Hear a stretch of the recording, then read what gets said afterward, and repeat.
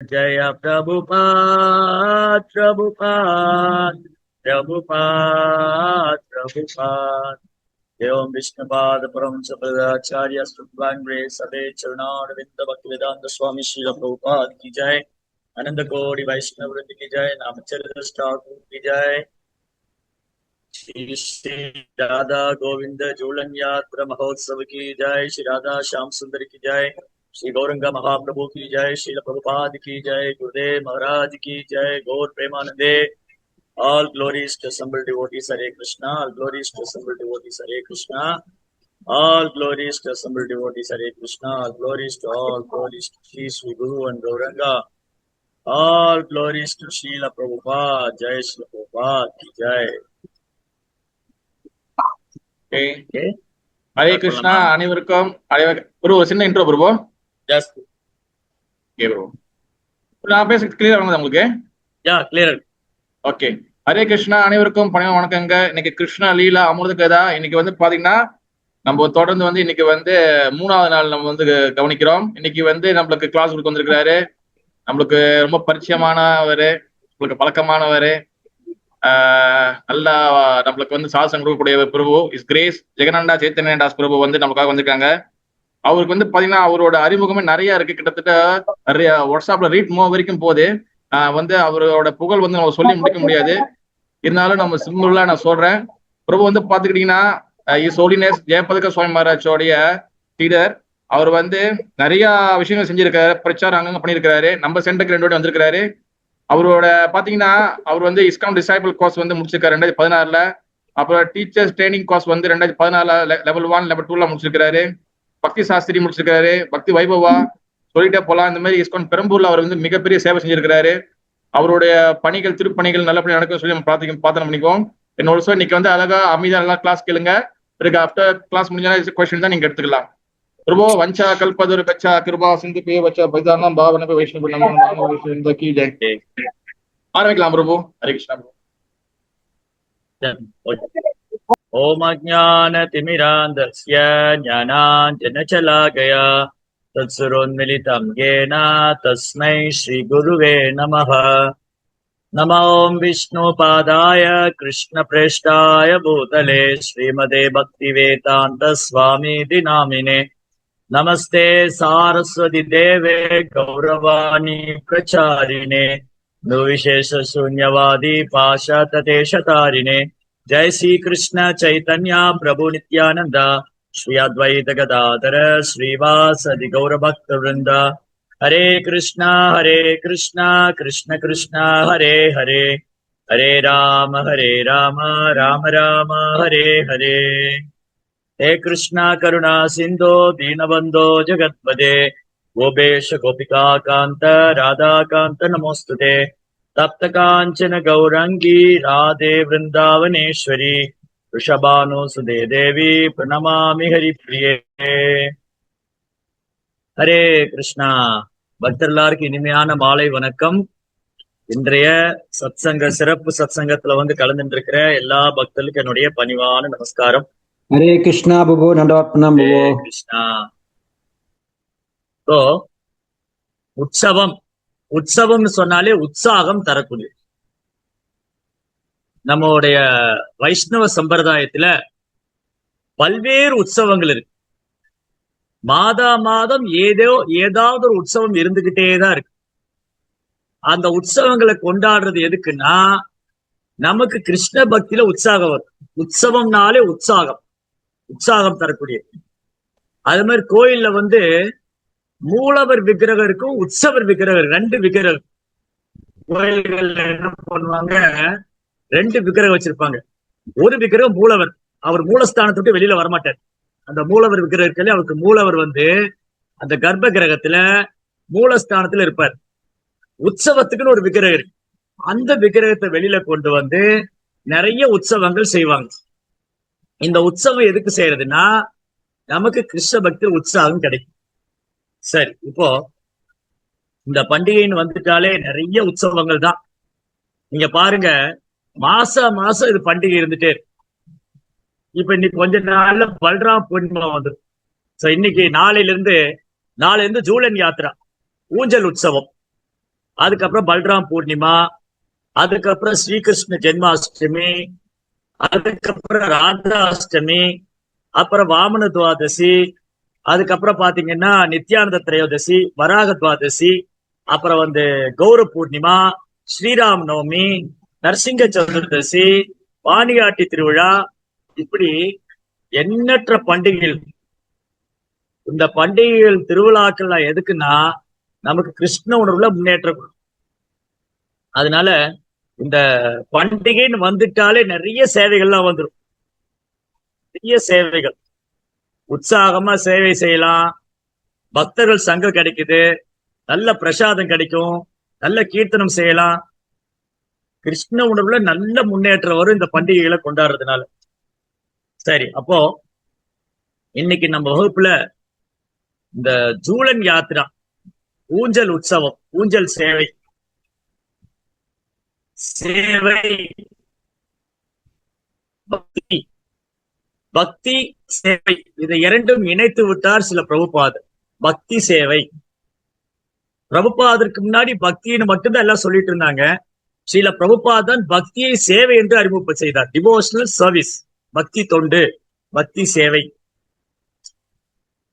இந்த பூமியில யாராவது யாருக்காவது சேவை பண்ணிக்கிட்டே தான் இருக்காங்க. சேவை பண்ணாத நபர் யாருமே கிடையாது.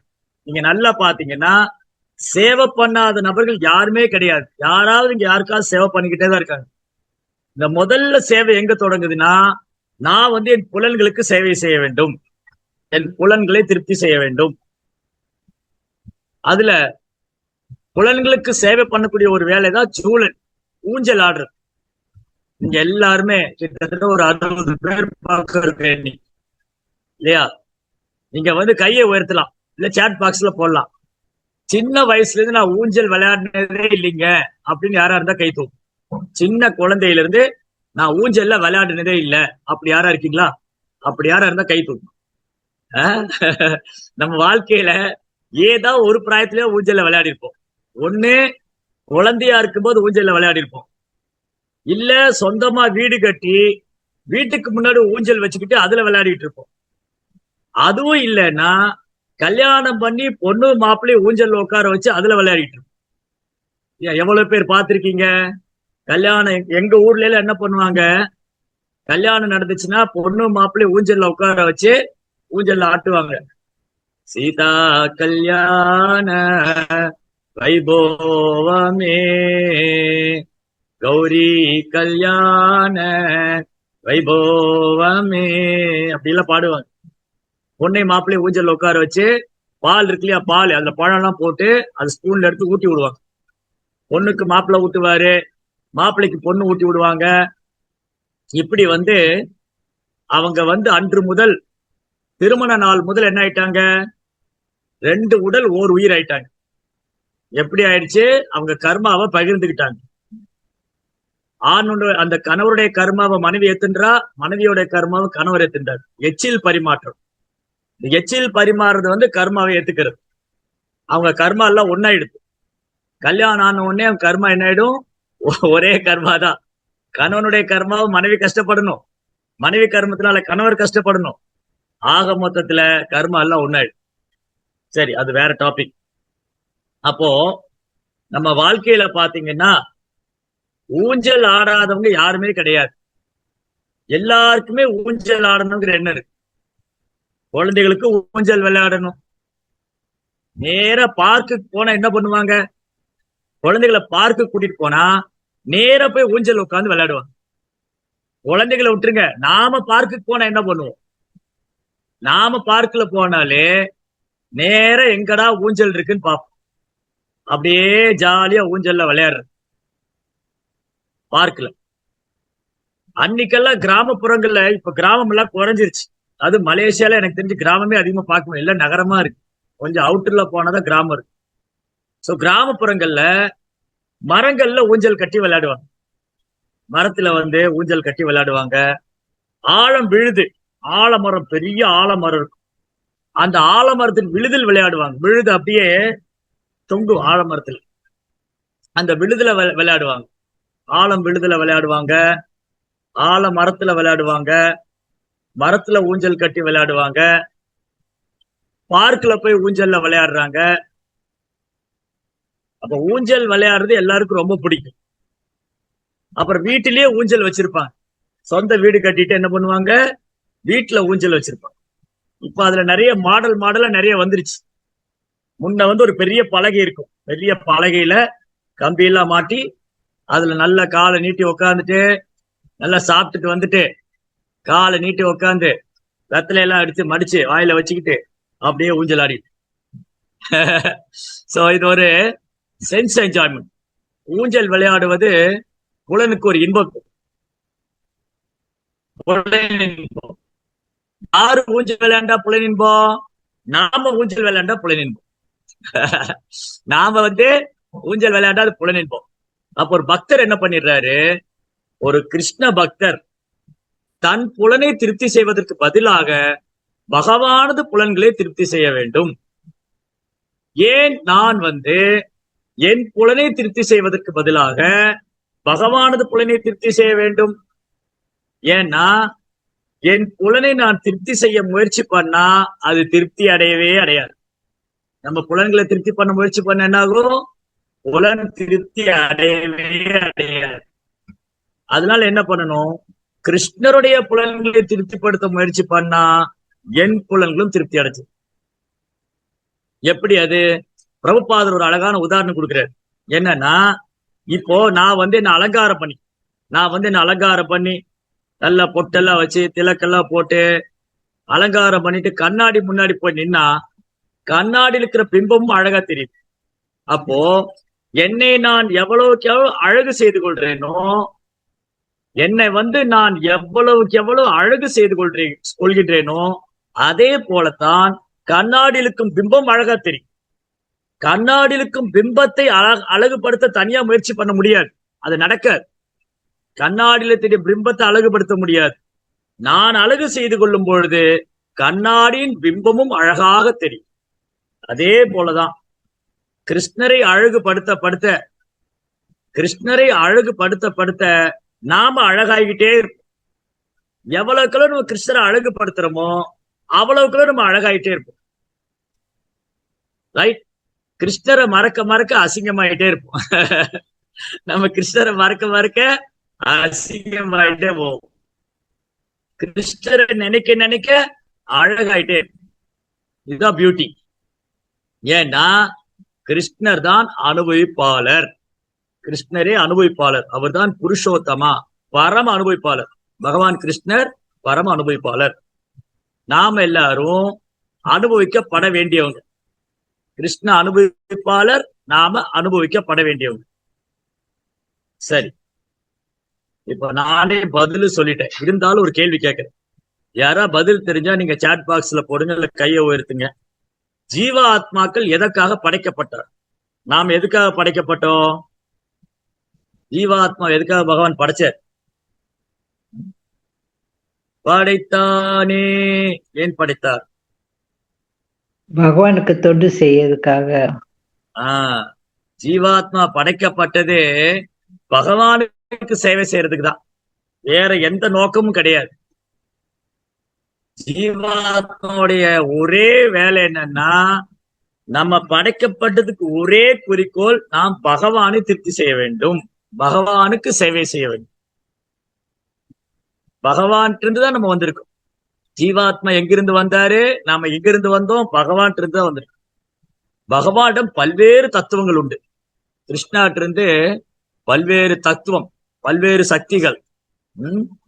குரு தத்துவம், ஜீவ தத்துவம், அப்புறம் ராதா தத்துவம், பிரேம தத்துவம், நாம தத்துவம், இந்த மாதிரி பல்வேறு தத்துவம்.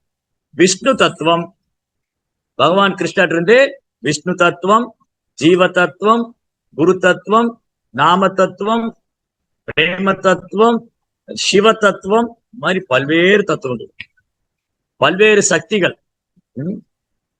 ஜீவசக்தி, ஜீவா தடஸ்த சக்தி. கொஞ்சம் வகுப்பு கொஞ்சம் தத்துவார்த்தமா தான் இருக்கும், ஏன்னா ரொம்ப முக்கியம். ராதா கிருஷ்ணர் யாருன்னு தெரிஞ்சுக்கிட்டு அதுக்கப்புறம் ஊஞ்சல் சேவை பண்ணா நல்லா இருக்கும். ஊஞ்சல் சேவை ஊஞ்சல் ஆடுவது சேவையாக மாறிவிட்டது. நாம ஊஞ்சல் ஆடுனா அது சேவை கிடையாது. நாம ஊஞ்சல் ஆடுனா அது முன்ன சொன்னது அதேதான். நாம ஊஞ்சல்ல விளையாண்டா அதுக்கு பேர் புலனின்போம். ராதாகிருஷ்ணரை தூக்கி ஊஞ்சல்ல போட்டு அவங்க ஆட்டுனா அதுக்கு பேர் சேவை. பாத்தீங்களா வித்தியாசம் இருக்கா? அப்போ இந்த ராதாகிருஷ்ணர் ஏன் ஊஞ்சல் விளையாடுகிறார்கள்? ராதாகிருஷ்ணருக்கு ஏன் ஊஞ்சல் உற்சவம்? அது எவ்வளவு அழகான ஒரு லீலை. முதல்ல ஸ்ரீமதி ராதாராணி யாரு? பகவான் கிருஷ்ணர் யாரு? ஸ்ரீமதி ராதாராணி யாரு?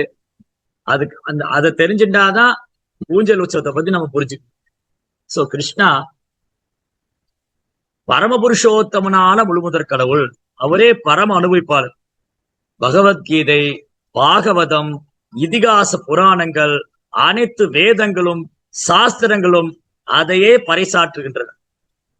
வேதேச சர்வை ரகமேவ வேத்யோ வேதாந்த கிருத் வேதவித் விதேக சாகம். வேதங்களால் அறியப்பட வேண்டிய ஒரு கிருஷ்ணா, வேதங்களை முற்றிலும் அறிந்தவரும் கிருஷ்ணா, வேதங்களை தொகுத்ததும் கிருஷ்ணர் தான். அப்ப பகவான் ஒரு அவதாரம் அல்ல, அவர் அவதாரங்களுக்கெல்லாம் ஆதாரம்.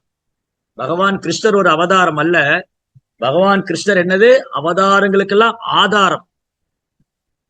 இதைத்தான் பாகவதம் உறுதி செய்கிறது. ஸ்ரீமத் பாகவதத்துல முதல் ஸ்கந்தம், ஸ்ரீமத் பாகவதம் முதல் ஸ்கந்தத்துல 3ஆம் அத்தியாயம், அதுல பகவானுடைய பல்வேறு அவதாரங்களுடைய பட்டியல் கொடுத்திருக்காங்க. பகவானுடைய பல்வேறு அவதாரங்கள். நம்ம பாகவதம் படிக்காம இருந்ததுனால எனக்கு நிறைய அவதாரம் முன்னாடி தெரியாது. நான் நினைச்சிட்டு இருந்தேன் பகவான் ஒரு 10 அவதாரம் தான் எடுத்திருக்கிறாரு. நான் என்ன நினைச்சுக்கிட்டு இருந்தேன்? பகவானா விஷ்ணுனா 10 அவதாரம், மத்ஸ்ய கூர்ம வராக நரசிங்க வாமன பரசுராம பலராம கிருஷ்ணா கல்கி, இப்படிதான் நான் தெரிஞ்சது. ராம கிருஷ்ணா அவன் கல்கி. அப்புறம் இஸ்கான்ல பாகவதம் படிக்கும்போது அது தெரியுது கிடையாது. பகவானுடைய 10 அவதாரம் மட்டும் கிடையாது, அவர் எண்ணற்ற அவதாரம் புரிகின்றார். அப்புறம் இந்த பகவான் கிருஷ்ணர் 10 அவதாரத்துல ஒருத்தர் அல்ல, அவர் இந்த 10 அவதாரத்துக்கும் ஆதாரம். அதனால இஸ்கான்ல கிருஷ்ண பக்தி இயக்கத்துல பயிற்சி பண்ணும் போதுதான் பாகவதம், ஸ்ரீல பிரபுபாதர் எழுதிய பாகவதம் படிக்கும் போதுதான் தெரிஞ்சது, அடடா பாகவதத்துல பிரபுபாதர் எவ்வளவு அழகா விளக்கம் கொடுத்திருக்காரு. பாகவதத்துல முதல் ஸ்கந்தம் 3ஆம் அத்தியாயத்துல பகவானுடைய பல்வேறு அவதாரங்களை பத்தி சொல்லியிருக்கேன் இல்லையா? இங்க உள்ளவங்களுக்கு எல்லாம் அந்த அனுபவம் இருக்கும். இதுல நிறைய பேருக்கு இன்னும் தெரியாம கூட இருக்கலாம். பாகவதம் படிக்காதவங்களுக்கு இன்னும் தெரியாது ரிஷபதேவர்னு ஒரு அவதாரம் உண்டு, அப்புறம் கபில வாசுதேவர், ஹம்ச அவதாரம், அப்புறம் நரநாராயணன், அப்புறம் பிரித்து மகாராஜ். இந்த மாதிரி நமக்கு தெரியாத இஸ்கான்ல வரல இந்த அவதாரங்கள் பத்தியே தெரியாது. நம்ம இஸ்கான்ல வரல, பக்தர் சங்கத்துக்கு வரல, பாகவதம் வாங்கல, இல்ல பாகவதம் படிக்கலன்னு சொன்னா நமக்கு ஒரு 10 அவதாரம் மட்டும்தான் தெரியும். இஸ்கான்ல வந்ததுக்கு அப்புறம் தான் இப்படி எல்லாம் அவதாரம் இருக்கா, பகவான் ஒரு அம்ச வாகனமா ஒரு அம்ச அவதாரம் எடுத்திருக்காரு. எனக்கு மத்ஸ்ய அவதாரம் பத்தி தான் தெரியும், அம்ச அவதாரம் பத்தி எனக்கு தெரியாது. இதோ இருக்கே பாகவதத்துல ஹம்ச அவதாரம் உண்டு. அப்புறம் நரநாராயண ரிஷி, அதுக்கப்புறம் பிருத்து மகாராஜ், ரிஷபதேவர், கபில வாசுதேவர், இந்த மாதிரி நமக்கு தெரியாத அவதாரங்கள் பாகவதத்தில் இருக்கு. இதெல்லாம் பாகவதம் சொல்லிட்டு பகவானுடைய அவதாரங்களை சொல்லி எல்லாம் முடிக்க முடியாது. அது கடல் அலை மாதிரி இல்லையா? கடல் கரையில போய் உட்காந்துட்டு எவ்வளவு அலை சொல்லுங்க அப்படின்னு யாரும் சொல்ல முடியுமா? ஐயா நீங்க கடல் கரை போனீங்களா? ஆமா போனங்க. கடல் கரையில அலை வந்தது பாத்தீங்களா? ஆமா பாத்துங்க. எவ்வளவு அலைங்க வந்துச்சு? அதெல்லாம் எண்ண முடியாதுங்க, அது வந்துட்டே இருந்ததுங்க. சும்மா சொல்லுங்க எவ்வளவு அலை வந்துச்சு? ஒரு 2000 அலை வந்திருக்குமா? அதெல்லாம் கிடையாதுங்க, அதெல்லாம் எண்ணியெல்லாம் முடிக்க முடியாது. அப்ப கடல் அலை எவ்வளவு கணக்கிட முடியாதோ அது போல பகவானும் பல்வேறு அவதாரங்கள் செய்கிறார். அந்த அவதாரங்களை 6 வகையாக பிரித்து இருக்கிறார்கள். 6 வகையான அவதாரம்: குணாவதாரம், யுகாவதாரம், லீலாவதாரம், மன்வந்திராவதாரம், சத்யாவேஷ அவதாரம், புருஷ அவதாரம். குணாவதாரம், யுகாவதாரம், லீலாவதாரம், மன்வந்திராவதாரம், சத்யாவேஷ அவதாரம், புருஷ அவதாரம். 6 அவதாரம், 6 வகைப்படுத்தி இருக்காங்க. இந்த 6க்குள்ள பல்வேறு அவதாரங்கள் இருக்கு. அதனால இந்த அவதாரங்களுக்கெல்லாம் ஆதாரம் பாகவதம் பறைசாற்றுகின்றது. பகவானுடைய பல்வேறு அவதாரங்களின் பட்டியலை கொடுத்து விட்டு பாகவதம் கூறுகின்றது, ஏதே ஜாம்ச கலோ பும்ச கிருஷ்ணஸ்து பகவான் ஸ்வயம், கிருஷ்ணரே ஸ்வயம் பகவான். இது பாகவதம் பறைசாற்றுகின்றது. அதே போல பிரம்மதேவரும் பிரம்மசமிதியில் உறுதி செய்கிறார். பிரம்மதேவர் ஆச்சாரியர், பூர்வாச்சாரியர், நம்ம சம்பிரதாயத்துடைய பூர்வாச்சாரியர், படைப்பின் முதல் ஜீவாத்மா, பகவான் கிருஷ்ணரிடமிருந்து நேரடியாக தோன்றியவர், பகவான் கிருஷ்ணரிடமிருந்து நேரடியாக வேத ஞானத்தை கற்றுக்கொண்டவர். அந்த பிரம்மா சொல்றாரு, அவருடைய அனுபவம், பகவானை தரிசனம் செய்து பகவானது வேதங்களை கற்றுக்கொண்ட பிரம்மா தன் அனுபவத்தை சொல்றாரு. ராமாதி மூர்த்திஷ கலா நியமேன திஷ்டன் நன்னாவதாரமகரோத் புவனேஷு கிந்து கிருஷ்ண ஸ்வயம் சமபவத் பரமத்புமான்யோ கோவிந்தமாதி புருஷம் தமகம் பஜாமி. அந்த கோவிந்தனே ஆதி புருஷன். ராமர், நரசிங்கர், வராகர், இவங்க எல்லாம் அந்த கோவிந்தன் கிருஷ்ணர் இருந்தா வராங்க. அவதாரங்கள், அவதாரத்துடைய அவதாரங்கள், இப்படி எல்லாத்துக்கும் கிருஷ்ணர் ஆதாரமா இருக்கார். அந்த பகவான் கிருஷ்ணர் எண்ணற்ற லீலைகளை அனுபவித்துக் கொண்டிருக்கிறார் கோலோக பிருந்தாவனம். கோலோக பிருந்தாவனத்துல ஆயர்குல சிறுவரோடும் கன்றுகளோடும் பசுக்களோடும் கோபிகளோடும் எண்ணற்ற லீலைகளை அனுபவித்துக் கொண்டிருக்கிறார். யமுனா நதிக்கரை கோவர்த்தன மலை அடிவாரத்துல பல்வேறு லீலைகளை பகவான் புரிகின்றார். அப்போ பகவான் பல்வேறு லீலைகள் செய்து கொண்டிருக்கிறார். அப்ப கிருஷ்ண பகவான் அவர் தன்னில் திருப்தி அடைபவர். அவர் யாரும் வெளியில சந்தோஷப்படுத்த வேண்டாம். ஆனா பகவான் தன் ஆனந்தத்தை மேலும் அதிகரித்துக் கொள்வதற்காக பல்வேறு விதத்துல ஒரு விஸ்தாரம் செய்யறார். படைப்புக்கு முன்னாடி நாராயணரோ சாரி படைப்புக்கு முன்னாடி பிரம்மதேவரோ சிவபெருமானோ சந்திரனோ சூரியனோ இருக்குல்ல, பகவான் மட்டும்தான் இருந்தது. இந்த பிரபஞ்சம் படைக்கிறதுக்கு முன்னாடி பகவான் மட்டும்தான் இருந்தது. சோ பகவான் என்ன பண்ணாரு, தன்னுடைய ஆனந்தத்தை அதிகரித்துக் கொள்வதற்காக தன்னை பல விதத்துல விஸ்தாரம் செய்யறார். அப்படி பகவான் விஸ்தாரம் செய்யும் போது அவருடைய ஆனந்தமே சொரூபமானவன். ஹலாதினி சக்தி, கிருஷ்ணருடைய ஆனந்த சக்தி, ஆனந்தமே உருவானவன். பகவான் வேறானவங்க அல்ல. ஸ்ரீமதி ராதாராணி கிருஷ்ணருடைய இன்டர்னல் பொட்டன்சி, பகவானுடைய அந்தரங்க சக்தி ஸ்ரீமதி ராதாராணி. அவங்க ஒரு சாதாரண நபர் கிடையாது. ஸ்ரீமதி ராதாராணி பகவானுடைய ஹலாதினி சக்தி, அந்தரங்க சக்தி, ஆத்மிக சக்தி. பகவானை மகிழ்விப்பதற்காக பகவான் இருந்தே தோன்றியவர் தான் ஸ்ரீமதி ராதாராணி. அப்போ வழிபாட்டிலேயே மிக உயர்ந்தது, எண்ணற்ற வழிபாடுகள் இருக்கு. ஒரு முறை பார்வதி தேவி கேட்டாங்க. பார்வதி தேவி சிவபெருமாட்ட கேட்கிறாங்க, பிரபு வழிபாட்டிலே வச்சு உயர்ந்த வழிபாடு எது? கணபதியை வழிபடுறவங்க இருக்காங்க, முருகப்பெருமான வழிபடுறவங்க இருக்காங்க, அப்புறம் மகாவிஷ்ணு வழிபடுறவங்க இருக்காங்க, சிவன் பிரபு உங்களை வழிபடுறவங்க இருக்காங்க, என்ன வழிபடுறவங்க இருக்காங்க. இந்த வழிபாட்டிலே உயர்ந்த வழிபாடு எது, சிறந்தது எது? அப்ப மகாதேவர் சொல்றார், சிவபெருமான், ஆராதனாம் சர்வேஷாம் விஷ்ணு ஆராதனம் பரம். எல்லா வழிபாட்டிலும் உயர்ந்தது விஷ்ணுவை வழிபடுறது. தஸ்மாத் பரதரம் தேவி ததியானாம் சமாச்சர். அதனை காட்டிலும் உயர்ந்தது அவரது பக்தர்களை வழிபடுவது. தூய பக்தர்கள், பிருந்தாவனத்து கோபர்கள், கோபிகள், ஸ்ரீமதி ராதாராணி இவர்களை வழிபடுவது பகவானை வழிபடுவத உயர்ந்தது. அதனால நமக்கு பகவான் கிருஷ்ணனுடைய கருணை வேணும்னா ராதாராணியுடைய கருணை இருக்கு. ஸ்ரீமதி ராதாராணியுடைய கருணை இல்லைன்னா கிருஷ்ணனுடைய கருணை இல்லை. அப்ப ராதாராணியுடைய கருணை ரொம்ப அவசியம். அதனாலதான் நம்ம சொல்லும் போது என்ன சொல்றோம், ராதா கிருஷ்ணர், ராதா கோவிந்தர், ராதா கோபிநாதன், லக்ஷ்மி நரசிம்மர், லக்ஷ்மி வராகர், லக்ஷ்மி நாராயணன், தாயார் தான் பிரதானம். எப்படி எல்லா அவதாரங்களும் கிருஷ்ணர் ஆதாரமா இருக்காரோ, ராமர், நரசிங்கர், வராகர் எல்லா அவதாரத்துக்கும் கிருஷ்ணர் ஆதாரமா இருக்காங்களோ, அதே போல ருக்மணி, சத்யபாமா, லக்ஷ்மி தேவி இவங்களுக்கெல்லாம் ஆதாரம் ஸ்ரீமதி ராதாராணி.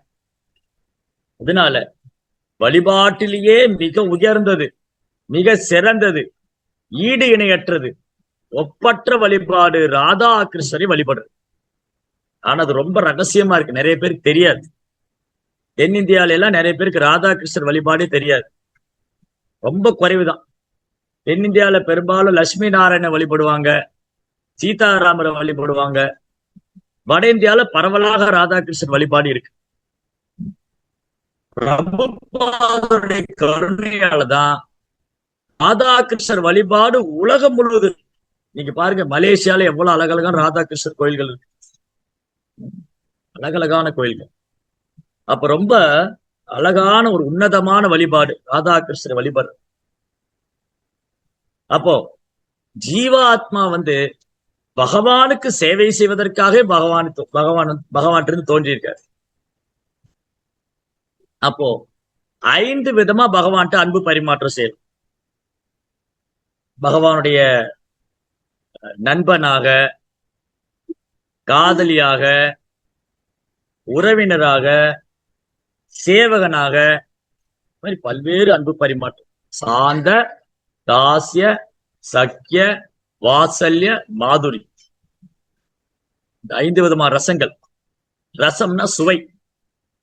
பகவான் கிருஷ்ணர் பல்வேறு சுவைகளை அனுபவிப்பவர், அதனால ரசராஜ்னு பேர். பகவான் கிருஷ்ணருக்கு ஒரு திருநாமம் ரசராஜ். ரசங்களை எல்லாம் அனுபவிக்கும் ராஜா, சக்கரவர்த்தி, பல்வேறு ரசங்களை அனுபவிக்கிறார். அப்போ பக்தர்கள் இப்படி எல்லாம் பகவானுக்கு சேவை பண்ணலாம். பக்தி தோன்றினாலே பகவானுக்கு சேவை செய்வதுதான். அதனால வழிபாட்டிலேயே மிக உயர்ந்தது ராதாகிருஷ்ணரை வழிபடுறது. அவதாரங்களுக்கெல்லாம் ஆதாரம் கிருஷ்ணர், லக்ஷ்மிகளுக்கெல்லாம் ஆதாரம் ஸ்ரீமதி ராதாராணி. ராதாகிருஷ்ணர் வழிபாடு பக்தி தொண்டுதான் எல்லா யோகத்திலும் உயர்ந்ததும் சிறந்ததும், அதுக்கு ஈடு இணையானதும், அதுக்கு நிகரான, பக்தி தொண்டுக்கு நிகரான எந்த யோகமும் கிடையாது. இந்த பகவத்கீதையில கூட கிருஷ்ணர் பல்வேறு யோகங்களை பத்தி சொல்லியிருக்காரு. கர்ம யோகம், ஞான யோகம், அஷ்டாங்க யோகம், தியான யோகம், இதையெல்லாம் சொல்லிட்டு கிருஷ்ணர் பக்தி தொண்டால மட்டும்தான் அவரை உள்ளவாறு அடைய முடிகிறார். பக்தியாமாம் அபிஜானாதி யாவான் யசாஸ்மி தத்வதக. பக்தி தொண்டால மட்டும்தான் ஒருவர் என்னை உள்ளவாறு அறிந்து கொள்ள முடியும். அப்போ இந்த தெய்வீகமான லீலை, ராதாகிருஷ்ண லீலை இருக்கு இல்லையா, அது ரொம்ப ரொம்ப தெய்வீகமானது. அதனாலதான் பெரும்பாலும் இதை மக்களால் புரிந்து கொள்ள முடியாது. ராதாகிருஷ்ண லீலைகளை மக்கள் புரிஞ்சுக்கிறது ரொம்ப கஷ்டம். ஏன்னா ரொம்ப கீழலையான நிலையில இருக்கணும். ஒரு இந்த ஜட உலக வாழ்க்கையில பந்தப்பட்ட ஒரு கட்டுண்ட நிலையில ஒரு சாதாரண ஜீவனால ராதாகிருஷ்ணரின் தெய்வீகமான லீலைகளையும் அவனுடைய குணங்களையும் புரிந்து கொள்வது ரொம்ப கடினம். அதாவது பெரும்பாலும் நம்ம ஸ்ரீமதி ராதா ராணியோடைய திருநாமத்தையோ அவங்களுடைய லீலைகளை பற்றியோ பொது இடங்கள்ல பேசுறது இல்லை. நீங்க நல்ல கவனிச்சு பாருங்க. பிரபுபாதர், பக்தி சித்தாந்த சரஸ்வதி தாக்கூர், பக்தி வினோத் தாக்கூர், இந்த மாதிரி ஆச்சாரியர்கள் எவ்வளவு உபன்யாசம் பண்ணியிருக்காங்க ராதாராணியோடைய தெய்வீகமான குணங்களை பற்றி, ராதாகிருஷ்ண லீலைகளை பற்றி. ரொம்ப குறைவு. திருவிழாக்கள் டைம்ல மட்டும்தான் பேசுவாங்க. பண்டிகை காலத்தில் ஜூலன் யாத்ரா, ராதாஷ்டமி, அப்புறம் லலிதா சஷ்டி, இந்த மாதிரி ஒரு சில பண்டிகை காலத்துல மட்டும்தான் அந்த லீலைகளை பற்றி பேசுவாங்க. மற்றபடி பெரும்பாலும் பக்தர்கள் தவிர்த்து விடுவார்கள். ஏன்னா பேசுற அளவுக்கு நமக்கும் பக்தியில உயர்ந்த நிலை இல்ல, கேட்கிறவங்களுக்கும் அந்த பக்தியை புரிஞ்சக்கூடிய மனோநிலையில இல்லை. அதனால ராதாகிருஷ்ண லீலைகளை நாம அனுபவிக்கணும்னு சொன்னா முதல்ல சைதன்ய மகாபுடைய குணங்களை நம்ம பாடணும். ஸ்ரீகிருஷ்ண சைத்தன்யா ராதா கிருஷ்ண நகே அன்யா. ராதா கிருஷ்ண 2 பேரும் ஒன்னானா சைத்தன்ய மகாபுரு. சைதன்ய மகாபுடைய கருணை இல்லாம ராதா கிருஷ்ண லீலைகளை புரிஞ்சுக்க முடியாது. அதனாலதான் பகவானே சைதன்ய மகாபுரு அவதாரம் பண்ண. பகவான் கிருஷ்ணரே சைதன்ய மகாபுரு அவதாரம் செஞ்சு அந்த ராதா கிருஷ்ணன் மேல உள்ள அன்பு, ஸ்ரீமதி ராதாராணிக்கு பகவான் மேல எவ்வளவு அன்பு இருக்கு, அந்த பக்தி தொண்டு எவ்வளவு உன்னதமானது, எவ்வளவு உயர்ந்ததுங்கிறத பகவானே அனுபவிச்சாரு. அதை பற்றி விளக்கி சொல்லியிருக்காரு. சைதன்ய சரிதாமிரத படிக்கும் போதுதான் நமக்கு ஸ்ரீமதி ராதாராணியுடைய தெய்வீகமான குணம் என்ன, அவங்க பகவான் மேல எந்த மாதிரி அன்பெல்லாம் வெளிப்படுத்துறாங்க, பக்தர்களே எவ்வளவு உயர்ந்த நிலையில இருக்காங்க. ஸ்ரீமதி ராதாராணிக்கு நிகரான பக்தரோ அவங்களை விட உயர்வான பக்தரோ நம்ம 3 உலகத்துல இல்ல, ஆன்மீக உலகத்துல கூட பார்க்க முடியாது. 3 உலகத்துல மட்டும் இல்ல, ஆத்மீக உலகத்துல கூட பார்க்க முடியாது. அவங்களை விட ஒரு உயர்ந்த பக்தர் கிடையாது, அவங்களுக்கு நிகரான பக்தரும் கிடையாது. அவங்கதான் பக்தியிலேயே ஆகச்சிறந்த ஒரு பக்தர். ராதா அப்படின்னாலே ஆராதனை. ஆராதனைங்கிற நாம் வந்து ராதா எப்பவுமே கிருஷ்ணரை ஆராதனை செய்து கொண்டே இருப்பார். எப்போதும் கிருஷ்ணருடைய புகழ் பாடிக்கொண்டே இருப்பார். எப்போதும் பகவான் கிருஷ்ணருக்கு சேவை செய்து கொண்டே இருப்பார். அதனால அவங்களுடைய இந்த ராதா கிருஷ்ண லீலைனாலே மிக மிக உன்னதமானது.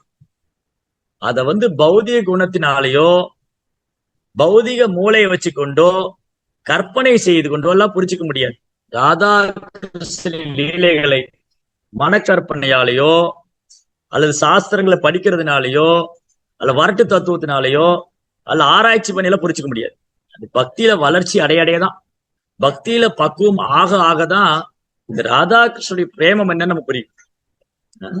அத வந்து சைத்தன்ய மகாபிரபு ரொம்ப அழகா வெளிப்படுத்தவும் செஞ்சிருக்காரு, அது எல்லாரும் கொடுக்கவும் செஞ்சிருக்காரு. நமோ மகாவதான்யாய கிருஷ்ண பிரேம பிரதாயதே கிருஷ்ணாய கிருஷ்ண சைத்தன்ய நாம்னே கௌரவத்துசே நமக. சைத்தன்ய மகாபிரபு கிருஷ்ணர் தான். அவங்க ராதாரானுடைய பாவத்துல வந்து எல்லாருக்கும் பிரேம பக்தியை கொடுக்கிறார். எவ்வளவு கருணை. அதனால முதல்ல நம்ம என்ன பாக்கியம் பண்ணிருக்கோம்னு சொன்னா, மற்ற யோகங்களால கவரப்படாம பக்தி தொண்டுங்கிற பாதைக்கு வந்திருக்கோம் இல்லையா, அதுவே ஒரு பெரிய விஷயம். எமித்தே பிரம்மாண்டே பிரமித்தே கோண பாக்கியவான் ஜீவா குரு கிருஷ்ண பிரசாதிபாய் பக்தி லதா பீஜா. ஆன்மீகருடைய கருணையால கிருஷ்ணனுடைய கருணையினால பக்திங்கிற விதை நமக்கு கிடைச்சிருக்கு. அப்போ எல்லா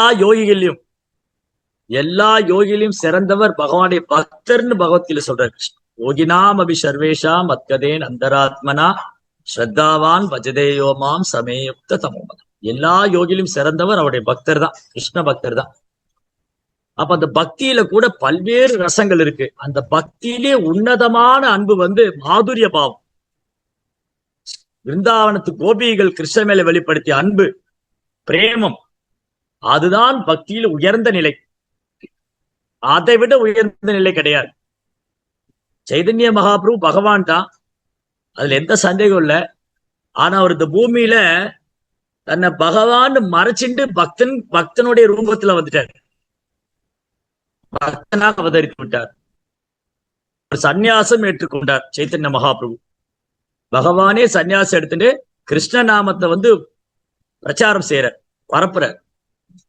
அப்ப சைத்தன்ய மகாபிரபு என்ன சொல்றாரு, ரம்யா காஞ்சித்து பாசனா விரஜவது. அவர் வந்து சன்னியாசியா இருந்தாலும் மகாபிரபு சொல்றாரு, பக்தியிலேயே உயர்ந்த வழிபாடு பிருந்தாவனத்து கோபிகள் வந்து கிருஷ்ணர் மேல வச்சிருந்த அன்பு. பிருந்தாவனத்து கோபிகள் பகவான் கிருஷ்ணர் மேல வச்சிருந்த அன்பு இருக்கு இல்லையா, அதுக்கு நிகரானதும் அதை விட உயர்ந்ததும் கிடையாது. அதுக்கு நிகரான பக்தியும் கிடையாது, அதை விட உயர்ந்ததும் கிடையாது. அதனால அத வந்து நம்ம உணர்றது கொஞ்சம் கஷ்டம்தான். ஏன்னா நம்ம ஆரம்ப நிலை பக்தியில இருக்கிறோம். நம்ம வந்து ஆரம்ப நிலையில இருக்கும். கொஞ்சம் கொஞ்சமா பக்தியில முன்னேற்றம் அடையதான் அந்த லீலைகளை வந்து மகாபிரபுடைய கருணையால நம்ம அனுபவிக்க முடியும். ஆனாலும் பண்டிகையை கருத்தில் கொண்டு அந்த ஒரு சில லீலைகளை வந்து நம்ம அப்படி பார்க்கலாம். எவ்வளவு ஆனந்தமா இருக்கு இந்த லீலைகளை கேட்கறதுனால, பாடுறதுனால. ஸ்ரீமத் பாகவதத்துல இந்த ராதா கிருஷ்ணன் லீலைகள் வந்து 10ஆம் ஸ்கந்தத்துல, ஸ்ரீமத் பாகவதம் 10ஆம் ஸ்கந்தத்துல பகவான் கிருஷ்ணனுடைய பால்ய லீலைகள், அவர் விருந்தாவனத்தில் செய்த லீலைகள் எல்லாம் ரொம்ப அழகா வர்ணிச்சிருக்கார். உபதே கோசாமி ரொம்ப அழகா வர்ணிச்சிருக்கார். அவர் கூட பாருங்க, ஸ்ரீமதி ராதாராணுடைய திருநாமத்தை பாகவதத்துல உச்சரிக்கவே இல்லை. அதுக்கு நிறைய காரணம், ஆச்சாரியர் நிறைய காரணம் சொல்றாங்க. ஏன் வந்து சுபதேவ் கோசாமி பாகவதத்தில் ஸ்ரீமதி ராதாராணியின் திருநாமத்தை உச்சரிக்கவில்லை? ஸ்ரீமதி ராதாராணியின் திருநாமத்தை உச்சரித்தால் அவரால் மேற்கொண்டு கிருஷ்ணனுடைய கதைகளை சொல்ல முடியாம போயிடலாம். இந்த பக்தியின் பரவசத்துல பகவானுடைய லீலைகளை வர்ணிக்கும் போது, ராதா கிருஷ்ணன் லீலைகளை வர்ணிக்கும் போது அவர் பக்தியினுடைய உன்னதமான தளத்துல போய் அவரால் மேலும் லீலைகளை வர்ணிக்க முடியாம போயிடலாம். அவர் பரீட்சித் மகாராஜாவுக்கு இந்த கதை கிடைக்காம போயிரும், நமக்கும் பாகவதம் கிடைக்காம. அதனால தவிர்த்து விட்டார். மேலும் இனி ஒரு காரணம், அவர் தனக்கு தகுதியற்றவன் என்று நினைக்கிறார். அவருடைய பணிவுனால், தூய பக்தர் தன் பணிவுனால் என்ன நினைக்கிறாரு, எனக்கு ஸ்ரீமதி ராதனனுடைய நாமத்தை சொல்றதுக்கோ அவங்க லீலைகளை பற்றி பேசுவதற்கோ எந்த ஒரு தகுதியும் கிடையாது. நான் ஒரு வீழ்ந்த ஆத்மா, கட்டுண்ட ஆத்மா, பந்தப்பட்ட நிலையில் இருக்கு. என்னால எப்படி ஸ்ரீமதி ராதாராணியின் குணங்களை போட முடியும், பாட முடியும், பேச முடியும் அப்படின்னு ரொம்ப பணிவுனால தவிர்த்து விடுகிறார். ஆனா உண்மை என்னன்னா, சுகதேவ் கோஸ்வாமி எப்பொழுதுமே ராதாகிருஷ்ணன் லீலைகளை ஸ்மரணம் செய்து கொண்டே இருக்கிறார். பிருந்தாவனத்து 6 கோஸ்வாமிகள், சைத்தன்ய மகாபிரபு, ஸ்ரீல பிரபுபாதர், பக்தி சித்தாந்த சரஸ்வதி தாக்கூர், பக்தி வினோத் தாக்கூர், இவர்கள் அனைவருமே எப்பொழுதும் ராதாகிருஷ்ணன் லீலைகளை ஸ்மரணம் செய்து கொண்டே இருக்கிறார். ஆனா நம்மள மாதிரி உள்ளவங்க புரிஞ்சுக்கிறது ரொம்ப கஷ்டங்கிறதுனால அதை தவிர்த்து விட்டார்கள். பெரும்பாலான இடங்கள்ல பரவலா அதை பத்தி பேசுவது. இன்னைக்கு பண்டிகையா இருக்கு இல்லையா, அதனால நம்ம பேசுறோம். இந்த பண்டிகை காலத்துல அதை பேசினா தப்பு இல்லை. அப்ப என்ன நடந்தது, இந்த பண்டிகை காலங்கள்ல அதை பத்தி பேசும்போது நான் அனுபவிக்க வேண்டும் என்ற எண்ணம் அடியோடு போய்விடும். நான் அனுபவிக்க வேண்டும் என்ற பொய் அகங்காரம் அந்த லீலைகளை நினைவில் கொள்ம்போது, பகவான் கிருஷ்ணருக்கும் ஸ்ரீமதி ராதாராணிக்கும் உள்ள லீலைகளை நாம் நினைவில் கொள்வதால, பாடுவதால, கேட்பதால நான் அனுபவிக்க வேண்டும் என்ற தவறான எண்ணம், நான் அனுபவிப்பாளன் என்ற தவறான எண்ணம் நம்மை விட்டு நீங்கிவிடும். சுன்வத சொகத கிருஷ்ணா புண்ணியஸ்ரவண கீர்த்தனா ஹிருதயந்தஸ்தோகி அபத்ராணி விதுனோதி சுகிருது சதாம். தொடர்ந்து யார் ஒருத்தர் பகவான் ஸ்ரீ கிருஷ்ண லீலைகளை கேட்டுக்கொண்டும் பாடிக்கொண்டும் நினைத்து கொண்டிருக்காங்களோ அவங்க இதயத்தில் இருக்கிற எல்லா அழுக்குகளும் போயிடும். அழகான லீலை. ஸ்ரீமதி ராதாராணியை ரொம்ப அழகா டெக்கரேட் பண்ணுவாங்க கோபிகள்லாம். பிருந்தாவனத்துல அழகழகான குஞ்சானா அழகழகான கார்டன்ஸ், பூந்தோட்டங்கள், துளசி தோட்டம், பூந்தோட்டங்கள். அதுல ஒரு நாள் ஒரு இடத்துல லீலை நடக்கும். இந்த லீலை அவ்வளவு அற்புதமான கோபிகள்லாம் ஒண்ணு சேர்ந்து அழகா அந்த ஊஞ்செல்லாம் டெக்கரேட் பண்ணி, கதம்ப மரம், பிருந்தாவனத்துல நிறைய கதம்ப மரம் இருக்கு. அப்புறம் கமால மரம், அதை அழகா ஊஞ்சல் கட்டி அந்த ஊஞ்சலை அலங்காரம் செய்து பாருங்க. கோபிகள் அனுபவிக்க வேண்டும் என்று நினைப்பதே இல்லை. என்னைக்குமே பிருந்தாவனத்துடைய பாவம், பிருந்தாவனத்துடைய பக்தி என்னன்னா, அங்க இருக்கிற கோபர்கள், கோபிகள் தான் அனுபவிக்க வேண்டும் என்ற எண்ணம் கிடையாது. பகவான் அனுபவிக்க வேண்டும், ஸ்ரீமதி ராதாராணி அனுபவிக்க வேண்டும், அவர்கள் இருவரும் அந்த லீலையை அனுபவிக்க வேண்டும். நாம அவர்களுக்கு அசிஸ்ட் பண்ணணும், நாம அவங்களுக்கு சேவை செய்ய வேண்டும். எந்த கோபியுமே நான் கிருஷ்ணரோடு சேர்ந்து நடனம் ஆடணும்னு விரும்ப மாட்டேன். எந்த கோபியுமே நான் போய் ஊஞ்சல்ல பக்கத்துல கிருஷ்ணர் பக்கத்துல உட்காந்துக்கணும், நோ. எல்லா கோபிகளும் ஸ்ரீமதி ராதாராணி தான் கிருஷ்ணர் பக்கத்துல அமர வேண்டும். அவங்க இருவரும் ஊஞ்சல்ல உட்கார வச்சு நம்ம ஊஞ்சலாக்க. அதுக்கப்புறம் சில கோபிகள் வீணை வாசிப்பாங்க, சில கோபி அழகா பாடுவாங்க. அழகழகா பூக்களை மாலையாக தொடுத்து, அந்த வனமாலை, வைஜெயந்தி மாலை, துளசி மாலை, அதெல்லாம் அழகழகான மாலைகளை தொடுத்து பகவானுக்கு நிவேதனம் பண்ணுவாங்க. அப்ப எங்கேயாவது கோபிகளுக்கு தான் அனுபவிக்க வேண்டும் என்ற எண்ணம் இருக்கா? அதுதான் சுயநலமற்ற பக்தி. பிருந்தாவன பக்தி என்றாலே சுயநலமற்ற, தன்னலமற்ற பக்தி. வெறுமனே கிருஷ்ணரை சந்தோஷப்படுத்தணும், அவ்வளவுதான். ராதா கிருஷ்ணருக்கு சேவை செய்ய வேண்டும். அந்த ஊஞ்சல்ல உட்கார வச்சு ரொம்ப அழகா ஊஞ்சல் ஆட்டுவாங்க. அப்ப அழகா கிருஷ்ணனுடைய கீர்த்தனை எல்லாம் பாடி, ராதா கிருஷ்ண பிராணே மோரா ஜுகுல கிஷோரா, ராதா கிருஷ்ண பிராண மோரா ஜுகுல கிஷோரா. ராதா கிருஷ்ணர் ஊஞ்சல்ல உட்கார வச்சுட்டு அப்படி பாட்டெல்லாம் பாடி ரொம்ப அழகா சேவை செய்வாங்க. அப்ப விருந்தாவனத்துல சின்ன சின்ன லீலைகள்லாம் ரொம்ப அழகா நடக்கும். ஒரு நாள் என்ன பண்ணாரு, நாரத முனிவர் வந்திருக்கார். ராதாகிருஷ்ணனுடைய ஊஞ்சல் சேவையை பார்க்கணும் நாரதர் வந்திருக்கார். அப்போ கோபிகள்லாம் ஊஞ்சல் ரெடி பண்ணிக்கிட்டு இருக்காங்க. கிருஷ்ணருக்கு அலங்காரம் எல்லாம் பண்ணியாச்சு. பகவான் அலங்காரம் எல்லாம் பண்ணிட்டு வேணும் கனந்த மரவிந்த தலாயதாட்சம் பர்ஹாபதம் சமசிதா அம்புத சுந்தராங்கம். ஏற்கனவே கிருஷ்ணர் அழகுதான். கந்தர்ப்ப கோடி கமனீய, கோடிக்கணக்கான மன்மதன்கள், கோடிக்கணக்கான மன்மதன் காமதேவன் வந்தா கூட, கோடிக்கணக்கான பேர் சேர்ந்து வந்தா கூட கிருஷ்ணருடைய அழகு முன்னாடி அவங்க ஒண்ணுமே இல்லை. பிக்ஷை எடுக்கணும். ஐயா கிருஷ்ணரே எங்க கொஞ்சம் அழகுல கொஞ்சம் பிச்சை போடுங்க, உங்க அழகுல எங்களுக்கு கொஞ்சம் பிச்சை போடுங்கன்னு கேட்கணும். அப்படி அழகு கிருஷ்ணா. அந்த அழகான கிருஷ்ணருக்கு அழகு சேர்க்கிற மாதிரி தலையில ஒரு மயிர்பீடி வச்சு, தலையில மயிர்பீடி வச்சு வைஜெயந்தி மாலை எல்லாம் போட்டு விட்டு பகவானுக்கு டெக்கரேஷன் எல்லாம் பண்ணி அவரை ஊஞ்சல்ல உட்கார வச்சிருக்காங்க. ராதாராணி இன்னும் காணும். அவங்க மேக்கப் பண்ணிட்டு இருக்காங்க, அவங்களும் டெக்கரேஷன் பண்ணிட்டு இருக்காங்க. கோபிகள்லாம் ராதாராணியும் அழகுபடுத்திட்டு இருக்காங்க. நாரத முனிவர் என்ன பண்ணாரு, அவர் இந்த ஊஞ்சல் சேவையை பாக்குறதுக்காக வந்திருக்காரு.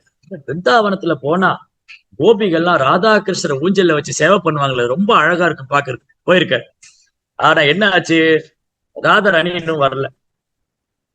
அப்ப நாரதர் என்ன சொன்னாரு, பிருந்தா தேவிட்ட சொல்றாரு, பிருந்தா தேவி நான் வந்து ராதாகிருஷ்ணரை ஊஞ்சல் சேவையை பார்க்க வந்தேன், ராதாராணி இன்னும் காணோம். ஏன் அது வரைக்கும் சும்மா இருக்கணும், ராதாராணி வரும்போது வரட்டும், நீங்க ஊஞ்சல்ல உட்காந்துக்கு, நீங்க கிருஷ்ணர் பக்கத்துல உட்காந்து ஊஞ்சல் ஆடுங்க, நான் பார்க்கணும். பிருந்தா தேவி சொன்னோம், அச்சோ நான் மாட்டேன்ப்பா, ராதாராணியோட இடத்துல நான் போய் உட்கார்றதா, அச்சோ முடியாது, என்னாலலாம் முடியாது, எனக்கு அது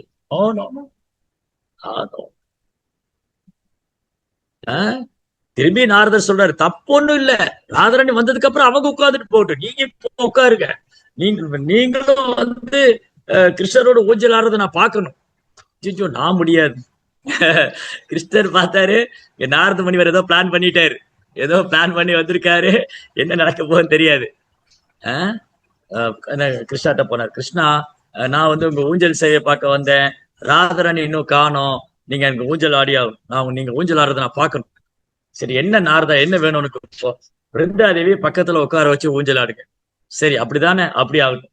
பிருந்தாதேவி பக்கத்துல கையை பிடிச்சு இழுத்து, பிருந்தாதேவியை கையை பிடிச்சு இழுத்து கிருஷ்ணா பக்கத்துல உட்கார வச்சுட்டு கோபிகள்லாம் ஊஞ்சல் ஆட்டுறாங்க. திடீர்னு பார்த்தா நாரத முனிவர் மறைஞ்சிட்டாரு, நாரதரை காணோம். நாரதர் என்ன பண்ணாரு, நேரா அங்க ராதாராணிட்ட போயிட்டாங்க. ராதாராணி வந்து அலங்காரம் பண்ணிட்டு இருக்காங்க. ஓ ராதாராணி, நீங்க வந்து இங்க அலங்காரம் பண்ணிட்டு இருக்கீங்க, அங்க கிருஷ்ணா பிருந்தாதேவியோட ஊஞ்சல் விளையாடிட்டு இருக்காரு. இதெல்லாம் பாருங்க, இதை முதல்ல திரும்பவும் ஞாபகம் வச்சுக்கணும். இந்த விஷயங்களை பத்தி பேசும்போது நம்ம இது வந்து பௌதிகமான கண்ணோட்டத்துல பார்க்கக்கூடாது. ஃபர்ஸ்ட் முதலாவது வந்து பகவானுடைய லீலைகள் ஜென்ம கர்ம சமே திவ்யம் ஏவம் யோவேதி தத்வதக தியக்த்வா தேகம் புனர் ஜன்ம நைதி மாமேதி சோர்ஜனா. கிருஷ்ணருடைய பிறப்பு, அவர் செயல்கள், இதெல்லாம் திவ்யமானது. ஜென்ம கர்ம சமே திவ்யம். இது யார் ஒருத்தர் உள்ளது உள்ளபடி உள்ளவாறு அறிந்து கொள்கிறார்களோ, ஏவம் யோவேதி தத்வதக தியக்த்வா தேகம், இந்த உடலை விட்ட பிறகு புனர் ஜன்ம நைதி, மறுபிறவி கிடையாது, மாம் ஏதி, என்னே அடைகிறார்கள் அர்ஜுனா.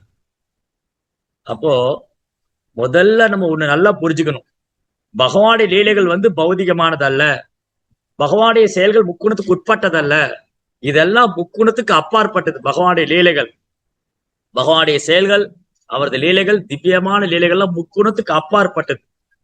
அது மிக உன்னதமானது, ஆத்மீகமானது. நாரத முனிவர் முக்குணத்துக்கு அப்பாற்பட்டவர், தூய பக்தர், திரிலோக சஞ்சாரி, 3 உலகம் பிரயாணம் செய்யக்கூடியவர். நாரதரை மாதிரி ஒரு தூய பக்தரை நீங்க பார்க்கவே முடியாது. நீங்க பாகவதத்துல பாத்தீங்கன்னா பெரும்பாலான பக்தர்கள் நாரதருடைய அனுகிரகத்தினால்தான் பக்தராயிருப்பாங்க. லிஸ்ட் பெருசா, ஒரு பெரிய லிஸ்ட், அது அதெல்லாம் சொல்லி முடிக்கவே முடியாது. பாண்டவர்கள், அப்புறம் வந்து ராஷினா பரிசன், துருவ மகாராஜ், பிரகலாத் மகாராஜ், வால்மீகி மகரிஷி, மிருகாரி, எவ்வளவு வேணும், பிரியவர்தன், பிரச்சேதர்கள், இப்படி ஒரு லிஸ்ட் போய்கிட்டே இருக்கு பாகவதம் ஃபுல்லா. நாரதுடைய அனுகிரகம் இல்லாம ஒருத்தர் கிருஷ்ண பக்தியில முன்னேற்றம் அடையவே முடியாது. நம்முடைய சம்பிரதாயத்துல பூர்வாச்சாரியர் அவர் நாரத முனிவர். ஹரி ஹரி ஆஹ் ஆஹ் பாத்தீங்களா, நாரதனுடைய கருணையால எண்ணற்ற பேர் 10,000 பசங்களை அவர் தக்ஷன் உருவாக்குனா அவளை எல்லாம் பகவான் அமுச்சு விட்டுருவார். திரும்பியும் உருவாக்குனா திரும்பியும் பகவான் அமுச்சு விட்டுருவார். அதுக்கப்புறம் ஒரு பெண் குழந்தை உற்பத்தி பண்ணிட்டாரு. அப்புறம் தக்ஷன் சபிக்கிறார், இந்த நாரதர் வந்து என் சேவையை தொந்தரவு பண்றாரு, அதெல்லாம் நாரதருக்கு ஒரு இடமே கிடையாது, அவர் எங்கேயும் தங்க மாட்டாரு. நாரதர் என்ன பண்ணாரு, அதை கருணை எடுத்துக்கிட்டாரு, அந்த சாபத்தை வரமாக பெற்றுக்கொண்டார். அவர் 3 உலகம் போறார். எப்போதும் கிருஷ்ணனுடைய புகழ் பாடிட்டு இருக்காரு. ராதா ரமண ஹரி போல், ஜெய் ஜெய் ராதா ரமண ஹரி போல், ராதா ரமண ஹரி, ராதா ரமண ஹரி, ராதா ரமண ஹரி போல், ஜெய் ஜெய் ராதா ரமண ஹரி போல். எப்போ ராதா கிருஷ்ணரே பாடிட்டு இருக்கு. அதனால அவருடைய செயல்களை வந்து நம்மை போல கட்டுண்ட ஜீவனால புரிஞ்சிக்கவே முடியாது. நாரதருடைய லீலைகள், அவரது குணாதிசயங்கள் வந்து நம்முடைய சிந்தனைக்கெல்லாம் அப்பாற்பட்டது. இந்த முட்டாள் மக்கள் என்ன நினைக்கிறாங்க, நாரதர் கலகம் மூட்டி விட்டுருவாரு, வேணுன்னே சினிமால வந்து கேலி பண்றது, நாரதர் மாதிரி கலகம் மூட்டிட்டியா, உனக்கு முதல்ல நாரதரை பத்தி என்னன்னு தெரியாது முட்டா பயலுக்கு. சோ நாரதர் வந்து ஆகச்சிறந்த ஒரு பக்தர். என்ன சொல்லியிருக்கு சாஸ்திரத்துல, நாரதரை பாக்குறத பத்தி என்ன இருக்கு, நாரதரை பார்க்கலாம் வேண்டாம், அவர் உடம்புல இருந்து காற்று வந்து நம்ம மேல பட்டுச்சு நம்ம பக்தர் ஆயிடும், இந்த ஸ்பர்ஷம் பட்டாலே. அவ்வளவு ஒரு தூய பக்தர். அப்ப இந்த பகவான் லீலைகளை வந்து மேலும் மெருகேற்றுவதற்காக, பகவான் லீலைகளை மேலும் அனுபவிக்கிறதுக்காக ஒரு லீலை செய்தார். அவர் போய் ராதாராணி சொல்லிட்டார், ராதாராணி நீங்க இங்க உட்கார்ந்து இருக்கீங்க, அங்க கிருஷ்ணர் வந்து என்ன பண்றாரு, பிருந்தாதேவி கூட ஊஞ்சல் ஆடிட்டு இருக்காரு. ராதாராணி நம்பவே இல்லை, நோ நோ நோ, நம்பவே மாட்டேன், பிருந்தாதேவியாவது கிருஷ்ணரோட ஊஞ்சல் ஆடுறது நெவர், எந்த கோபியும் அதை செய்ய மாட்டாங்க. இல்ல இல்ல, நான் சொல்றது போய் தான், நீங்க போய் பாத்துக்கோங்க, நாயே வந்து போய் சொல்லணும். அவரு நாரதர் சொல்றாரு, நாயே வந்து போய் சொல்லணும், நீங்க வேணா உண்மையில நீ போய் பாத்து. ராதாராணிய இங்க வந்து சொல்லிட்டாரு. ராதாராணி அலங்காரம் பண்ணிட்டு வர்றாங்க, அதே மாதிரி பிருந்தாதேவி ஊஞ்சல்லாம் உட்கார்ந்துட்டாங்க கிருஷ்ணர் பக்கத்துல. ராதாராணி கோவித்து கொண்டார். இது வந்து ஒரு காதலன் காதலிக்குள் நடக்கூடிய ஒரு ஊடல். இந்த லீலை வந்து இப்ப என்னன்னா, இந்த ஜட உலகம், ஜட உலகத்துல ஒரு ஆண் பொண்ணு காதல் பண்ற, அது காதலே கிடையாது, அது காமம். அவங்களுக்குள்ள சண்டை போட்டுக்குவாங்க, குச்சு குச்சுன்னு பேசிக்குவாங்க. இதெல்லாம் எங்கிருந்து வந்தது இந்த குணங்கள்லாம்? ஒரு ஆண் பெண் மேல அன்பு செய்யணும், காதல் பண்ணணும், அவங்களுக்குள்ள ஊடல் வரணும், இதெல்லாம் எங்கிருந்து வந்தது? இது ஆன்மீக உலகத்தில் ஆன்மீகமாக நித்தியமாக ஆனந்தமாக நடக்கிறது கிருஷ்ணர் கூட. ஆனா ஜட உலகத்துல அது அப்படியே தலைகீழாயி பௌதிகமா நடக்குது, புலன்பத்துக்காக நடக்குது. ஜட உலகத்தில் நடக்கிறதுல புலன்பம், ஆன்மீக உலகத்தில் நடக்கல கிருஷ்ணருக்கு ஆனந்தம், கிருஷ்ணருடைய புலன்களை திருப்திப்படுது. அப்புறம் ராதாராணி கோவிச்சுட்டாங்க, கிருஷ்ணர் போய் சமாதானப்படுத்துவாரு. இந்த மாதிரி லீலைகள்லாம் நடக்கும். ஜட்டிலா குட்டிலான்னு 2 பேரு, ராதாராணி, ஸ்ரீமதி ராதாராணியோடைய மருமக, மாமியார் மற்றும் நாத்தனார் இல்லையா? இங்க கல்யாணம் ஆனவங்களுக்கு எல்லாம் தெரியும், நாத்தனாரு மாமியார் என்னெல்லாம் டார்ச்சர் பண்ணுவாங்க. ஒரு பொண்ணு கல்யாணம் வாய் வீட்டுக்கு போனா நாத்தனார் ஏதாவது குறை சொல்லுவா, மாமியார் ஏதாவது குறை சொல்லிட்டே இருப்பா. இது உலக வழக்கம். இது ஆன்மீக உலகத்திலே இருக்கு. ஆன்மீக உலகத்திலேயே வந்து ஸ்ரீமதி ராதாராணியோடைய மாமியார் வந்து நாத்தனாரு ஜட்டிலா குட்டிலா 2 பேரும் ராதாராணியை வாட்ச் பண்றது அவங்க வேலையே. ராதாராணி என்ன பண்றாங்க, எங்க போறாங்க, எங்க வர 24 மணி நேரம் வாட்ச் பண்ணிட்டே. அதுவும் குறிப்பா ராதாராணி கிருஷ்ணர் கூட சேரவே கூடாது. இவங்களுடைய குறிக்கோள் என்னது, ராதா கிருஷ்ணர் சேரவே கூடாது. ராதாராணிக்கு ஒரு கணவர் உண்டு, அபிமன்யு, அதாவது பிருந்தாவனத்துக்கு இருக்கிற அபிமன்யு. ராதாராணிக்கு கணவர் எப்படி வேற ஒருத்தர் இருக்க முடியும்? ஏன்னா ஸ்ரீமதி ராதாராணி கிருஷ்ணருடைய அந்தரங்க சக்தி அல்லவா. அப்ப அபிமன்யு வேற யாரும் இல்ல, கிருஷ்ணனுடைய எக்ஸ்பான்ஷன். சோ லீலைகள்ல, அந்த லீலைகளை மெருகேற்றுவதற்காக, அந்த லீலைகளை அனுபவிப்பதற்காக பகவான் இப்படி ஒரு திருவிளையாட்டு செய்கிறார். ராதாராணியுடைய கணவர் அபிமன்யு, அபிமன்யு வீட்டுல இல்லாத பொழுது ஜட்டிலா குட்டிலா 2 பேர் ராதாராணி வாட்ச் பண்ணிட்டே இருப்பார். யார் வராங்க போறாங்க, யாராவது பேசுறாங்க, கிருஷ்ணா அப்படியா உள்ள வந்துருவார். இந்த கிருஷ்ணர் ராதையும் மீட் பண்ணவே கூடாது. மீட் பண்ணா கிருஷ்ணா ராதாராணி எல்லாத்தையும் மறந்து போயிடும், உங்களை மீட் பண்ண விடக்கூடாது.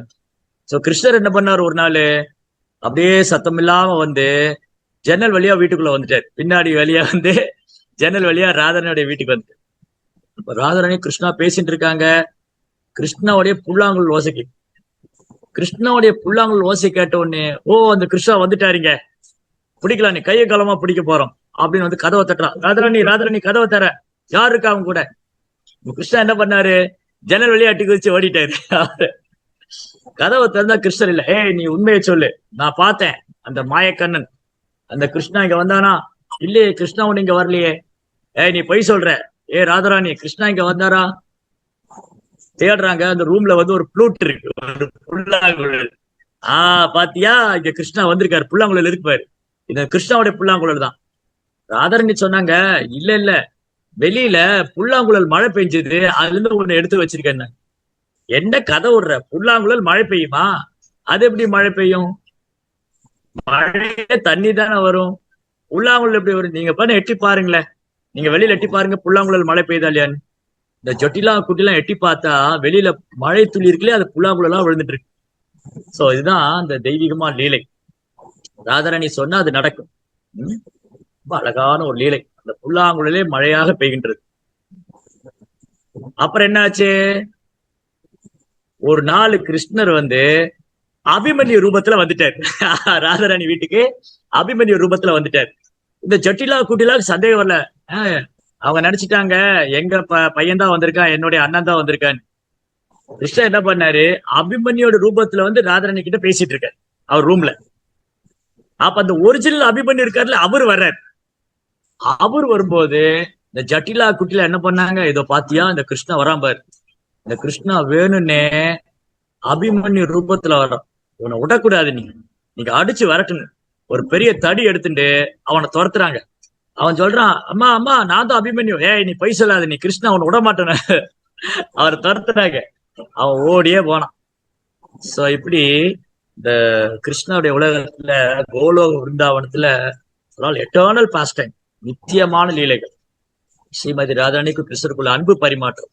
அப்ப இந்த மாதிரி ஜட்டிலா குட்டிலா அபிமன்யு, இந்த நாரதர் பேசினது எல்லாம் வந்து அந்த லீலைகளை பகவான் அனுபவிக்கிறார். ஒரு காதலன் காதலி சந்திக்கும் போது என்னெல்லாம் நடக்கும், அந்த காதலன் காதலி நாயகன் நாயகி பாவத்தை அனுபவிப்பதற்காக பகவான் அப்படி லீலை புரிகிறார். அதனாலதான் நம்ம முதல்ல பேசணும், இந்த லீலைகளை நம்ம புரிஞ்சுக்கிறது ரொம்ப கஷ்டம். ஏன்னா நம்ம ஜட உலகத்துல பௌதிகமான குணத்துலதான் இருக்கு, இனி முக்குணத்துக்குள்ளேயேதான் இருக்கு. அதனால இந்த ராதாகிருஷ்ணர் ஊஞ்சல் வச்சு ஆட்டுவது என்றால், ஊஞ்சல் உற்சவம்னா நம்ம இதயத்துல ராதாகிருஷ்ணர் எழுந்தருள பண்ணி அப்படியே ஊஞ்சல் பண்ணும். அவங்க நாமத்தை ஜபிக்கணும். ஹரே கிருஷ்ணா கிருஷ்ண கிருஷ்ணா ஹரே ஹரே, ஹரே ராம ராம ராம ஹரே ஹரே. ஒரு பக்தன், ஒரு கிருஷ்ண பக்தர் தொடர்ந்து ஹரே கிருஷ்ணா மந்திரத்தை கவனமா உச்சரித்து வந்தார் என்றால், ஒரு கிருஷ்ண பக்தர் தொடர்ந்து கவனமாக 10 குற்றங்களை தவிர்த்து ஹரே கிருஷ்ணா மந்திரத்தை உச்சரிச்சுட்டே வந்தா, அந்த நாமத்துடைய மகிமையால நம் இதயத்துல ராதாகிருஷ்ணன் நடனமாறத பார்க்கணும். அத வந்து 6 கோசாமிகள் பார்த்திருக்காங்க, தூய பக்தர்கள் அதை அனுபவிக்கிறாங்க. ஹரிதாஸ் தாக்கூர், ரூப கோஸ்வாமி, இவங்க எல்லாம் அனுபவிக்கிறாங்க அவங்க இதயத்துல ராதாகிருஷ்ணர் ஊஞ்சல் ஆடுவது. அதே மாதிரி நம்ம பிரார்த்தனை செய்யணும். ஓ ஸ்ரீமதி ராதாராணி கிருஷ்ணா, என் இதயத்துல நீங்க இருக்கீங்க. ஓ பகவானே, நீங்க என் இதயத்துல குடிகொண்டிருக்கீங்க. ஆனா பாருங்க, என் இதயம் பாறை மாதிரி கல்லாகி விட்டது, என்னால உங்களை உணர முடியல, எனக்கு பக்தி இல்ல, பௌதிக பற்றுதல், பௌதிக ஆசை புலன்ப விஷயங்களை நான் வந்து சிக்கி தவித்துக் கொண்டிருக்கிறேன். அதனால நான் உங்ககிட்ட பிரார்த்தனை பண்றேன், இந்த நாமத்தை நான் குற்றமற்று ஜபித்து உங்களது லீலைகளை நான் இதயத்தில் அனுபவிக்க வேண்டும், உங்க நாமத்தில் எனக்கு ருச்சி ஏற்பட வேண்டும். ஓ மகாபிரபு, பிரபுபாதரே, ஆன்மீக குருவே, எனக்கு அனுகிரகம் பண்ணுங்க. ஓ பிருந்தாதேவி, என்ன ஆசீர்வாதம் பண்ணுங்க. நானும் இந்த ஊஞ்சல் உற்சவத்தில் கலந்து கொண்டு ஸ்ரீமதி ராதாராணிக்கும் பகவானுக்கும் சேவை செய்ய வேண்டும். அந்த ஊஞ்சல் உற்சவம் என் இதயத்தில் எப்பொழுதும் இருக்க வேண்டும். அந்த ராதாகிருஷ்ண லீலைகளை வந்து எப்போதும் என் மனதில் இருக்கும். அந்த ஞாபக சக்தி எனக்கு கொடுங்க. ஏன்னா நம்ம எல்லாம் கிருஷ்ணரை மறந்து போயிடும். எவ்வளவு நேரம் இப்போ கணக்கு எடுத்து பாருங்க, நம்ம எல்லாருமே, நமக்கு யாருமே சர்டிபிகேட் கொடுக்க வேண்டாம் நமக்கு தூய பக்தர்னு. இல்ல நம்ம பக்தியில பக்குவம் ஆயிட்டோம், நம்ம பக்தியில முன்னேற்றம் அடைச்சிட்டோம் அப்படின்னு யாருமே நமக்கு சர்டிபிகேட் தர வேண்டாம். நமக்கு நாமளே மார்க் போடலாம். காலையில எந்திரிச்சதுல இருந்து ராத்திரி தூங்குற வரைக்கும் எவ்வளவு நேரம் நான் வந்து பகவான் லீலைகளை நினைச்சிருக்கேன், எவ்வளவு நேரம் கிருஷ்ண உணர்வுல இருந்திருக்கேன். நாம ஜபிக்கும் போது எவ்வளவு நேரம் கிருஷ்ணரை நினைச்சிருக்கேன். சாண்டிங் பண்ணும்போது ஹரே கிருஷ்ண கிருஷ்ண கிருஷ்ண ஹரே ஹரே, ஹரே ராம ராம ராம ஹரே ஹரே. நாமம் ஜபிக்கும் போது எவ்வளவு நேரம் கிருஷ்ணரை நினைச்சிருக்கோம். பிரசாதம் சாப்பிடும் போது, சேவனம் செய்யும் போது, தூங்கும் போது, நிற்கும் போது, நடக்கும் போது எவ்வளவு நேரம் நம்ம கிருஷ்ணரை நினைச்சிருக்கோம். மார்க் போட்டு பார்க்க ரொம்ப குறைவான நேரம் தான். ஏன்னா நம் மனசு ஸ்திரமா இல்லை, மனது ஸ்திரமா இல்லை. ஜெபம் பண்ணும்போது கூட பகவானை நினைக்க முடியல. அதனால நம்ம ஆன்மீக குரு இடத்துல பிரார்த்தனை பண்ணணும், கிருஷ்ணர் இடத்துல பிரார்த்தனை பண்ணணும். என் மனம் அது ஒரு குரங்கு மாதிரி அலைபாய்த்து கொண்டே இருக்கிறது. கிருஷ்ணா, அது எப்படியாவது உங்க தாமரை பார்த்து நிறுத்தி விட வேண்டும். அதனால நாம ஜெபத்தை எவ்வளவு கவனமா ஜெபிக்கிறோம். இந்த 16 மாலை, குறைந்தபட்சம் 16 மாலைய கவனமா வார்த்தையை பிறழாமல் அழுத்தம் திருத்தமாக அழகா உச்சரித்து அந்த சாண்டிங் என்ன பண்ணும், நம்ம இதயத்துல பகவான் மேல அன்பை அதிகரிக்கும், நாமத்தில் ருச்சி ஏற்படும். அந்த சுத்த நாமம் நம்ம செய்யும் போது நம் இதயத்தில் ராதாகிருஷ்ணர் ஊஞ்சல் ஆடுவதை நம்ம காணும். அந்த உணர்வு வரணும் இல்லையா? நம் இதயத்துல ராதாகிருஷ்ணர் ஊஞ்சல் ஆடுவதை நான் காண வேண்டுமானால் நான் முதல்ல சேவையிலிருந்து ஆரம்பிக்கணும். ராதாகிருஷ்ணர் ஊஞ்சல் உட்கார வச்சு நம்ம ஊஞ்சல் சேவை பண்ணணும். அந்த பண்ணி அதை மனசுல வாங்கிட்டு அதை நாம ஜபிக்கும் போது ஹரே கிருஷ்ணா கிருஷ்ண கிருஷ்ணா ஹரே ஹரே, ஹரே ராம ராம ராம ஹரே ஹரே. பகவான் இதயத்தில் நடனம் ஆடிக்கொண்டிருக்கிறார். இன்னும் நம்ம ரியலைஸ் பண்ணல, அது இன்னும் உணரல. ஏன்னா அந்த சாண்டிங் இன்னும் அந்த டேஸ்ட் வரல, சாண்டிங் இன்னும் ரியலைஸ் பண்ணல. அதனால எவ்வளவுக்கு எவ்வளவு நம்ம கவனமா பக்தி செய்யறோமோ, எவ்வளவுக்குள்ள வைஷ்ணவர்களை சந்தோஷப்படுத்துறோமோ, சத் சங்கத்துல போய் எந்த பக்திட்டையும் குற்றம் காணாம, யாரையும் குறை சொல்லாம எல்லோருக்கும் சேவை செய்ய வேண்டும். எல்லோருக்கும் மரியாதை கொடுக்கணும். நான் மரியாதை எதிர்பார்க்கவே கூடாது. அமானீனா மானதேன கீர்த்தனீய சதாகரி. சைதன்ய மகாபிரபு சொல்றார், மரத்தை விட பொறுமையாக, உள்ளை விட பணிவாக எல்லோருக்கும் மரியாதை கொடுங்க, நீங்க மரியாதை எதிர்பார்க்காதீங்க. அப்படி இருக்கும் போது உங்களால தொடர்ந்து நாம ஜபிக்க முடியும். தொடர்ந்து யாரால் நாம ஜபிக்க முடியுமோ அவரால் தான் இதயத்தில் ராதாகிருஷ்ணர் உணரும். அப்போ பணிவான பக்தி, எளிமையான பக்தி, மரத்தை விட பொறுமை, உள்ளை விட பணிவு. இந்த ஸ்லோகத்தை அப்படியே எடுத்து நம்ம கழுத்துல மாலையா போட்டுக்கணுங்கிற சைத்தன்ய மகாபிரபு. இந்த ஸ்லோகத்தை அப்படியே நம்ம ஆபரணமா அணிந்து கொள்ள வேண்டும். இதை நினைத்து கொண்டே இருக்க வேண்டும். ஓ, மகாபிரபு சொல்லியிருக்காரு, நீ புல்லை விட பணிவா இருக்கணும், மரத்தை விட பொறுமையா இருக்கணும், எல்லாருக்கும் மரியாதை கொடுக்கணும், நீ மரியாதை எதிர்பார்க்காத. இப்படி இருந்தாதான் உன்னால தொடர்ந்து நாம ஜெபிக்க முடியும். நீ தொடர்ந்து நாமம் ஜெபித்தாதான் சைத்தன்ய அப்படி கருணை, சைதன்யம் அப்படி கருணை இருந்தாதான் ராதாகிருஷ்ணர் உணர முடியும். அதனால ஆன்மீக குருவுடைய கருணை முதல்ல. ஓ குரு மகாராஜ், நான் என்ன நல்லா அலசி ஆராய்ச்சி பார்த்துட்டு எனக்கு ஒரு யோகியதையும் கிடையாது. யோகியாதா விசாரி கிச்சு நகிப்பாய் தொமார கருணை. உங்க கருணையை நம்பிதான் இருக்கேன். உங்க கருணை இருந்தாதான் எனக்கு சைதன்யம் அப்படி கருணை, சைதன்யம் அப்படி கருணை இருந்தாதான் ராதாகிருஷ்ணன் லீலை என்ன நம்ம புரிஞ்சுக்கணும். அதனால இந்த ஊஞ்சல் உற்சவத்தை நாளையில இருந்து தொடங்குது. பக்தர்கள்லாம் ரொம்ப அழகா ஊஞ்சல்லாம் டெக்கரேட் பண்ணி அதுல ராதாகிருஷ்ணர் உட்கார வச்சு பாட்டெல்லாம் பாடி பக்தர்களுக்கெல்லாம் சேவை செஞ்சு அந்த உணர்வு, அந்த ஞாபகம், அந்த பகவானுடைய சிந்தனை நம்ம இதயத்துக்குள்ள போய் அது எப்பவும் நீங்கா இடம் பெற்றிருக்க வேண்டும் பிரார்த்தனை. இந்த பகவானுடைய சிந்தனை எப்போது நம் இதயத்தில் நீங்காது இடம் பெற்றிருக்க வேண்டும் என்று பிரார்த்தி.